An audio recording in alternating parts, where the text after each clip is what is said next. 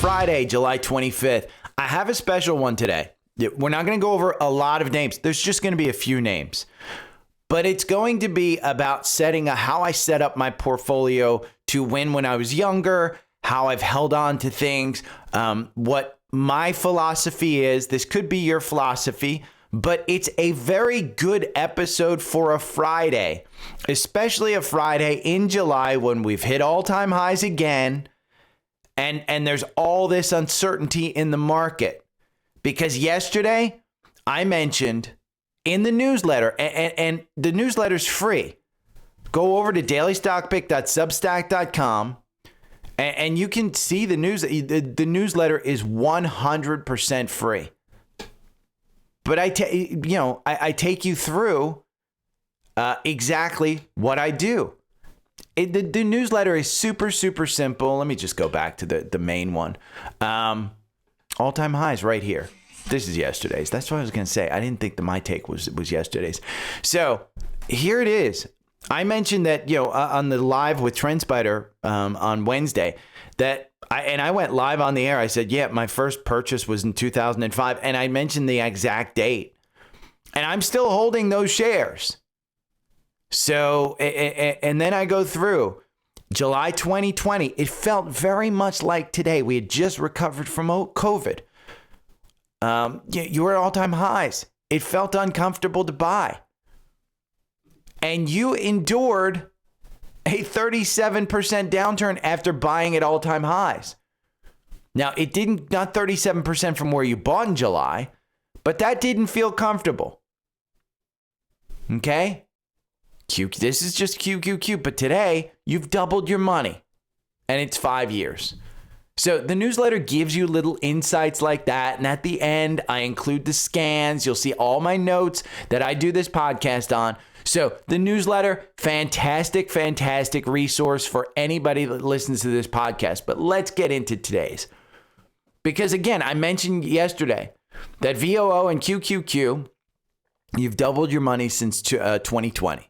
If you bought at the all-time highs in July of 2020. So one mistake I've made. I didn't buy indexes early on. I call that a mistake. And it's a 54, almost 55 in 2 weeks, year old Gary saying that was a mistake. The numbers don't prove it. But the mistake a 55-year-old would give to a younger person is hit your base of VOO and QQQ. Okay? I didn't. I was basically in on single stocks and I was doing it. It worked out for me. The large majority of people, it may not work out for. If you buy and hold, again, buying and holding is a tough thing. But I want to point out to you, QQQ, okay, I went all the way back to the max. This goes back to 1995. That's 20 years. QQQ is up 1,208%. Okay. SPY is up 1,809%. But a single stock like Apple is up 62,000%. You won't always find them. And I didn't invest in 1995 in Apple. I started Apple in 2004, 2005, somewhere around there. Same time I did Microsoft. Again, I got into large cap tech. They weren't large cap by then. They were just growth stocks. Apple launched the iPhone. Microsoft had Windows 95, but it was in the lost decade. And I just liked the company. And I said, you know what? I didn't use charts back. I didn't have all the tools that I have today. But the point is that base of QQQ and SPY, those are very good returns and they're safe. Okay? So let's go back 10 years. 10 years. I didn't get into Nvidia 10 years ago.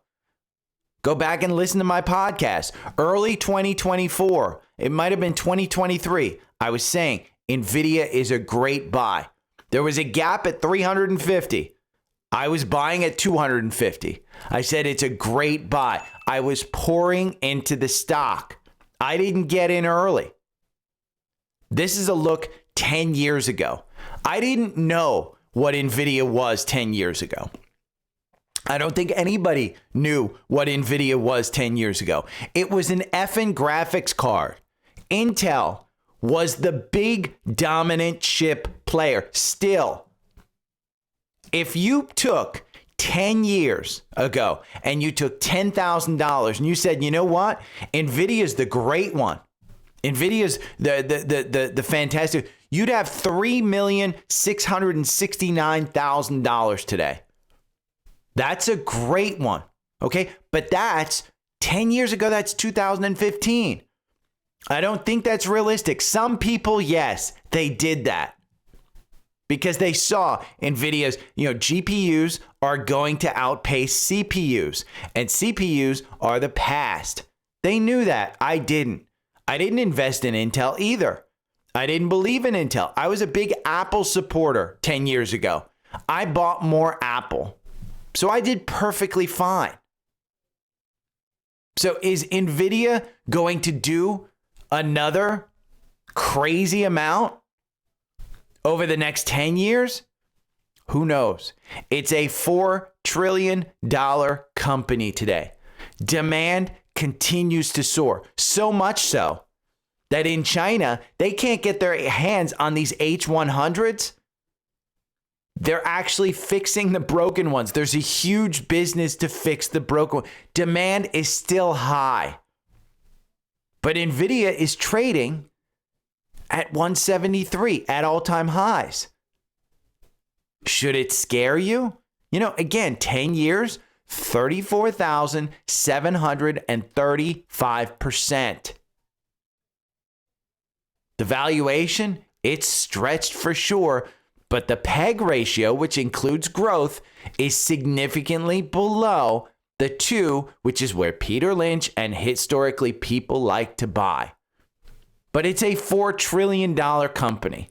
My thought on this is you can get to 5 trillion. You can get to 4.9 trillion very easily. Now that you've passed the 4 trillion, you can get to 4.9 trillion. And nobody's going to ask about market cap. Yes, it's the largest market cap in the world, but money continues to pour in. Look at the growth. They are growing 86% revenue year over year. You just heard Google say they are going to up their capital spend. That's what caused Google to even drop by 1%. Well, guess where that money's going? It's going to chips. Now, are they putting it into Nvidia?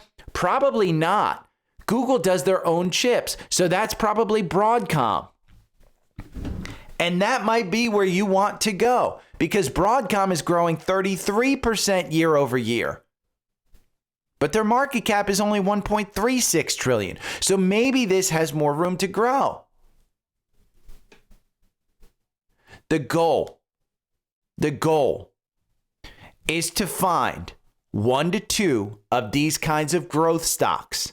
Okay? Over 10 years, Broadcom, we can look at this. This one's only up 2,207%. It's not Nvidia, but that's a damn good gain against the S&P. The goal is to find 1 or 2 of these companies that can deliver you 10,000% returns if you buy and hold. But guess what? If we put up an Nvidia chart and we're just going to put up with a weekly, let's do a monthly chart, okay? Let's do a monthly chart of Nvidia and going back 10 years, okay? You can see it going up. Let's look at that dip from the top to the bottom. That's a 60% dip one time, okay? Then you have 2021. That's almost a 70% dip. So within 10 years, even though you're up thousands of percent, you've had to buy and hold through that. You may tell yourself, I'm smart enough to get out as it's, you're not. So to have 1 or 2 of these in your portfolio, it's going to be painful. But you've seen how it performs. So what are the next 10 years going to look like? That's the goal of this particular podcast. What are they? Bitcoin, maybe. Maybe Bitcoin, IBIT. This one may be one. Okay? According to a prime broker, Falcon X, an unidentified trader paid approximately $5 million in premiums to purchase Bitcoin put options expiring August 8th with a strike price of $110,000. The size and timing of the trade highlight growing caution among investors as macro uncertainty mounts. Here in TrendSpider, I've got a Bitcoin watch list, and I can pull up the price of Bitcoin, and we can look at it on a weekly basis. You can go back to the beginning. Let's do a monthly on this one. You're going to have downturns. You don't even have a 200-day on Bitcoin's monthly chart yet because it's so new. That's 10 years. And that may not look like much. But look at that. That's not just 36,000%. That's 86,000%. Again, you're going to have to take risks. And you're going to have to identify, are you comfortable with these risks? And if you're comfortable with the risks, you're fine. Again, a 10% gain in a day on an earnings play, it's not going to change your life. Buying and holding will change your life. And maybe it's Bitcoin. Maybe it's space. ASTS is one that has been going nuts. But this is an expensive business. They've got to spend. So when you look at the valuation, they're not making money yet. They are not cash flow positive. Again, EBITDA, they're not. 18% short interest. And what does this tell you? What does this particular article tell you? It dropped 8% because they have to raise money. This is the company ASTS that's providing space services, space connectivity to AT&T and Verizon. It's a huge, remember, this is space. So this is going to be probably your main source of connectivity in the very near future. This is a good business to be in. And then you have yesterday, the other competitor to ASTS, which is Starlink, which is Elon Musk. They had an outage for 2 hours. And unlike your home internet, where your home internet can go down and it's just this regionalized kind of, this was the entire world was out. The entire world was out for 2 hours. That's risky. So when you go into SpaceX and you're saying, well, they have Starlink, wait until they have an outage. And then all of a sudden the stock is down 40% because they can't get it back online. It was 2 hours. Again, you're going to have to, and you can't buy into Starlink or SpaceX. You can't. You can with an ETF. Go and Google the ETF. Go and look at it. It's risky. Maybe one of the bets that you want to do is Tesla. Okay, maybe it's Tesla. But Tesla's down 8% yesterday. You're trading at 305. In pre-market, it's at 307. You have had to endure a long trail of tears if you bought and held Tesla. Okay, we'll just look at a monthly chart of Tesla, and you can see that's a great 1,000% gain over 2 years from 2018 all the way up to 2021. By the way, in 2021, where were you trading? At 293. That's 4 years where you haven't made damn money and you're sitting there and buying and holding. Maybe this is a good one. Again, had I put money, I bought a Model 3 in September 1st, 2018. And if we just move this over to September 2018, that's where it was, okay? If you had bought, you're up 1,500% today. That's if you had put $10,000 in, you would have $150,000. Remember, Nvidia 10 years ago, if you put $10,000 in, you'd have something near $3 million, almost $4 million. 10 years? Is Tesla going to make you the millionaire, or is it going to keep you at 150,000? Again, you aren't going to time this perfectly. Now, maybe the next, we talked about space, Rocket Lab, which is also a huge growth company that's not making money because space is expensive. You could be accumulating shares with an option strategy. These guys are making 13% yield by selling puts, and they could get assigned the shares. So I'm way too dumb to follow this. I could be completely wrong. I thought this article, when I looked at Rocket Lab, was super, super interesting. Gets me FOMO. I am just way too dumb to do options. Again, I don't do options. But maybe that's a way you want to do it. Accumulate shares by using options and getting a yield. It's not a bad strategy. But understand, Rocket Lab, which is up 823% over 1 year, it's an expensive business. You will have to endure those 50% pullbacks. The point I'm making is that you can find all the stocks in the world and you can have 80 stocks in your portfolio. It takes one. But that's not great portfolio management. Okay? I need YOLO stocks in my portfolio no matter what age I am. I have determined, you know what? Even though an advisor tells me you've got to become more safe, you've got to reduce your risk tolerance, you need to get bonds, you need to do this, you need to do that. I know what my risk reward is. I have a solid base of compounding QQQ and VOO. Okay? If I want to take a $10,000 position in a stock, I can do it by selling those ETFs. Again, a 55-year-old Gary would tell a 20-year-old Gary, you need to do this and you need to have this base. 20-year-old Gary would say, you don't know what you're talking about, boomer. Get the hell out of my way. 20-year-old Gary was right, but risky. So you have to understand your risk tolerance. I learned this model from venture capital funds. They take their money and they have it deployed across hundreds of investments. You know, $1 million fund may have a $10,000 investment that could turn into $4 or $5 million. And then they could get out or they could go public and it turns into $1 billion. They do really well with that model, but it's risky. I've modeled my portfolio management like this over the years. As I've gotten older, I've gotten more into the VOO and the QQQ.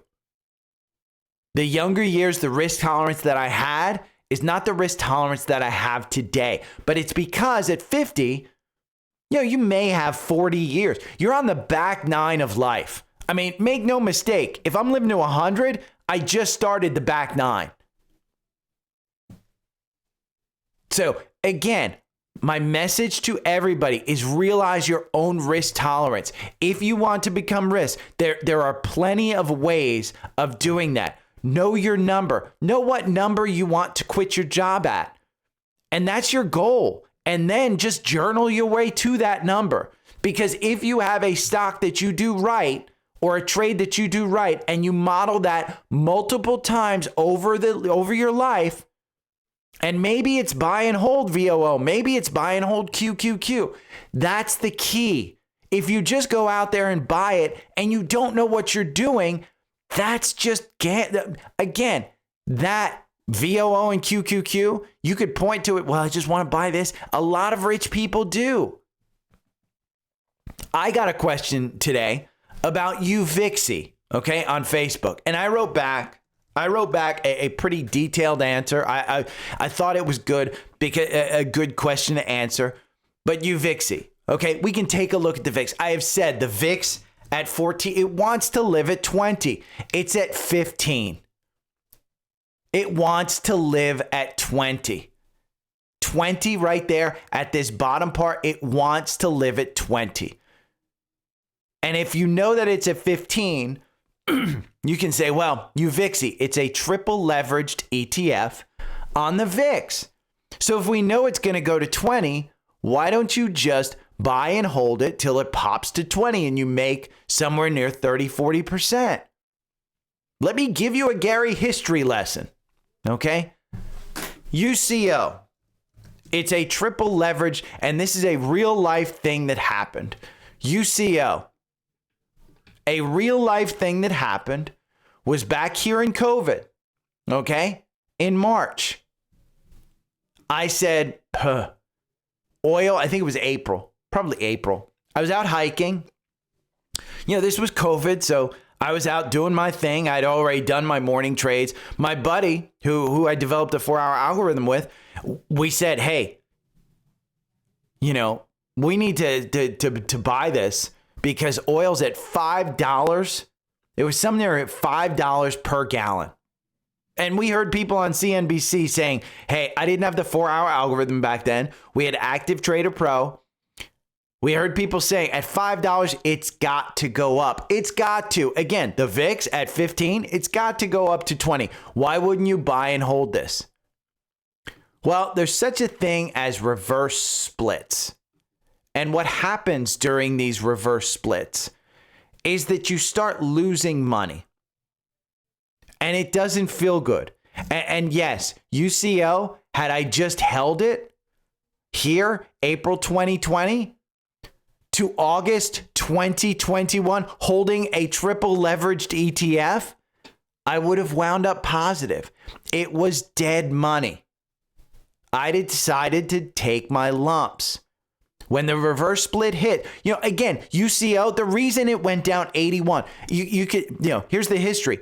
Oil was at $5 per gallon. Oh, they had to pay, $5 per gallon. So you pull it out, there was no place to sell it. They had to pay ships $20 on the futures market to pull oil out of the ground, and they couldn't stop pumping oil because that would shut down the business, and it costs you more money to actually turn the oil back on than to shut it down. I lost 80% of my money. Go and do the math. Okay, go and do the math. And I have notes on here. I said sell here. This was my friend who bought it back here. She made a killing. She made an absolutely killing on this one. And she said, well, why don't I want to hold it? Well, look, if she had held it, over the last 3 years, she's down 58%. So triple leveraged ETF, go and do the math on you, Vixie. Okay, we can go and do the math. If you think that the VIX is going to spike, go and do the math during a time when it was similar to this. That may have been July 2020. And if you go and do the math, July 2020, and you have the timing, you can work it out. But I will tell you, if you buy it thinking, oh, it's got to go up from here, that's not a good thesis just from my history. You need to go into this identifying a loss. Say you want to risk 10%. You go into this with $10,000. You want to risk $1,000 to make $2,000. So you're going to cut your gains at $2,000 or above. If you make it to 1,900, you're not selling unless you have paper hands. You're getting to 2,000, or you're going to cut it at 10% loss. And then if that works out, you've got a repeatable process. So journaling that trade is key. But don't just go into thinking it's got to go up, because I've made that mistake before. I am trying to protect you. Is there anything against this? No. Go and risk your own money. If your risk tolerance is, well, it's got to go up, go and do it. And if it works out, a high five. It hasn't worked out for me that way. And so the podcast isn't about giving you've got to do this, you've got to do that. It's about me and my history in this. And it just hasn't worked out. But I won't ever talk you out of a trade. I will say, you go and do you. Because I don't know your risk tolerance. I know my history. And I know my journal with UCO and triple leveraged ETF. I'm still holding TQQQ. And the reason is we're still in July and I am still up on it and I want a 10% gain. Let me go and look exactly what I'm up on it. Right now, it's in my Webull account and my total gain on TQQQ right now, 7.26%. But I told myself I want a 10% gain out of July. If I don't get it, I'm cutting it at the end of July. Next week, we have big earnings. Today, we had an enormous gain here. Deckers, they killed it. Okay, let's just go and look at Deckers right here on Earnings Hub. 36% upside. You can't see it behind my head. There we go. 36% they beat on earnings per share. They were expected to lose. They made money. 7% on revenues. Is this company coming back? Well, right now, it's still a strong sell in the Quant. The Quant may say, hey, they've turned a corner. Wall Street thinks it's worth $125. It's at $119 right now. That's a 20% gain from where you ended yesterday at 104. But you've got 15% of it after the earnings. Now, the 4-hour algorithm, let's look. Did it have you in? I don't even know. I didn't look. 4-hour algorithm had you in at 102. Kudos to the 4-hour algorithm. But would I have traded this? No. The reason the 4-hour algorithm over the last 2 years loses you 26%. Buying and holding makes you 14%. It's not in my risk reward category. So I want to know what's in my risk reward category. How do I do that? Well, you got big earnings coming up next week. Let's just go and look at the earnings. Because at 3 p.m. today on Seeking Alpha, if you are a Seeking Alpha subscriber, you will get a thing in this trending news right here, and it's called Catalyst Watch. And they set you up for next week by day. This is how I do my weekly research. And I will go in there and I will just look at what I've got for next week. Here on Earnings Hub, I took a look this morning. I just went over it. Monday, Celestica. That's a stock I own. Tuesday, I like SoFi, PayPal, Spotify, United Health, Boeing, Royal Caribbean, Corning, Visa, Starbucks, Mara, and Cake. I own 2 of these. Okay. One of them is a top Seeking Alpha stock for the year. Another one is an Alpha Pick stock. So I'm going to know that next week I want to take an eye on those. And if I've traded them in the past and I've done a trade that has worked, I want to do it. Now I'm buying and holding a lot of these based on the Alpha Picks portfolio. The theory on Alpha Picks is very similar to what I just showed you. They have plenty of stocks that are up 1,000% since they held them. I think there's 2 or 3 of them. Those are great. They've sold out of some of them, but the overall portfolio makes you 182% versus 64%. That's the theory of this portfolio.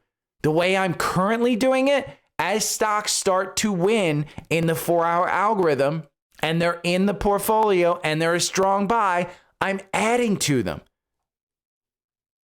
Now, I'm not selling until they tell me to sell. This portfolio adds stocks. It's a rules-based portfolio. They add stocks on the 1st and the 15th of each month. So the actual management of this portfolio is not big at all. You're not doing something every day. But again, that's what this is. So Wednesday, you got VRT. You got GE Healthcare, you got Fiverr, which is always good for a pop. You got Microsoft, you got Meta, you got Hood, you got Qualcomm, you've got ARM, and you've got Carvana. And the biggest one that I love the setup on is Hood. Okay? They are expected, they have lower expectations, 33 cents per share, where they announced last quarter 37 cents per share. And their revenue is expected to go down because the revenue expectation is $904 million versus $927 million. But let me point out to you, this is one I've wanted to get into, that they are going into earnings. And they ended April. The 4-hour algorithm got you in at $40. and you've made 200% if you followed and sold at the top. Now, I don't think you sold at the top, so maybe you're still in at 167. Again, the 4-hour algorithm is really good at this. Do I think that if they blow away earnings, this one can go higher? Absolutely, I think it can go higher. But it's extended from a valuation standpoint. So if I were still young, there would be no doubt in my mind, I'm buying Hood right here. I'm buying it right now. But for me being older, the risk reward is not there right now. I want it under 100. Right now it's trading at 101. I will buy this under 100. It will be a long-term buy. Okay, the valuation of this one is nuts, but I love the management team's aggression. That's how I'm going about this stuff. Now on Thursday, you've got MasterCard, you've got Ferrari, you've got Roblox, which has been in a huge upturn. You've got Amazon and Apple, which are two of my biggest holdings. You've got Coinbase, which we know crypto has just been killing it with MicroStrategy. You've got it. Reddit, Cloudflare, Roku, Riot, KLAC. I've put all these in my Apple Notes, and I know what I'm looking at, and I'm waiting for that Catalyst report to come out to tell me a little bit more news on some of these things. And then Friday, you got Big Oil, you got Chevron, Exxon, and you have the vaccine maker Moderna, which is always good for some pops up or down. And if it's down, any reaction in the market is an overreaction. So you've got to set yourself up with plans to be successful. And a bonus for anybody that listened this far, C3 AI acquisition odds jump with the CEO news. The CEO is stepping down for health issues. I have never liked this company. I have never liked the CEO. But this could be a good, if they are purchased by somebody. There is 19% shortage. So far this week, we've gone over the craziness in Open Door, the craziness in Kohl's, the craziness in Hims. We've got all short interest. This has 20% short interest, and the CEO is stepping down. And if somebody buys it, boy, get ready for that short to squeeze up. There's a little bonus for you. Again, these are little wins that you want to make in your portfolio, but the big wins will come with buy and hold, and they will be identifying leaders and growers. That's essentially it. So if you have any questions, hit me up. My email is over on Linktree. There are sales on everything, okay? Use my link. You go over to TrendSpider. You can save 32% on TrendSpider. Get the yearly plan, you'll get my 4-hour algorithm. And you saw me do all the research. Again, you want to do research. Have a tool to do research on fundamentals. Seeking Alpha Premium is that tool for me.